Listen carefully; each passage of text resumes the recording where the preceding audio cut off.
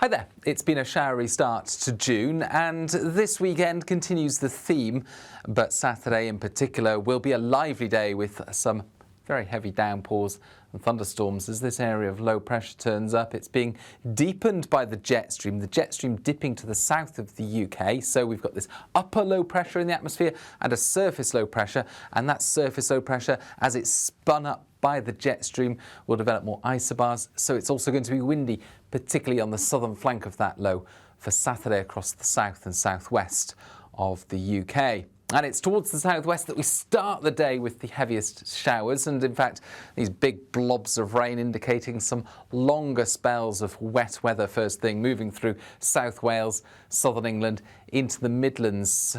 Could be some thunder and lightning associated with the showers as well, and those brisk winds, risk of gales for exposed southern and southwestern coasts. So yeah, not an ideal day for outdoor plans, and it's a very showery picture as we go into the afternoon across the rest of the UK as well. Very few places avoiding the showers, in fact, on Saturday. One or two spots across northeast England, eastern Scotland, and the north of Scotland perhaps staying largely dry, but it is going to be very showery across the board. Here's the same sequence again, but showing the whole of the UK with the cloud included throughout Saturday. We start the day with the liveliest weather moving through the southwest as well as Wales. That then pushes into the Midlands and the southeast later.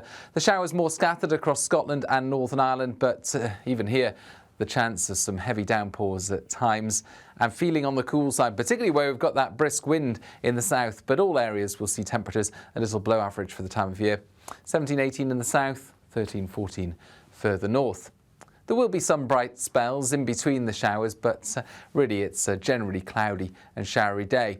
Now that low pulls away into the North Sea on Sunday, but we keep those showers going for a time in the east as the day begins. Otherwise, we've got an unstable northwesterly airflow, so still some showers about on Sunday, but without low pressure directly over us.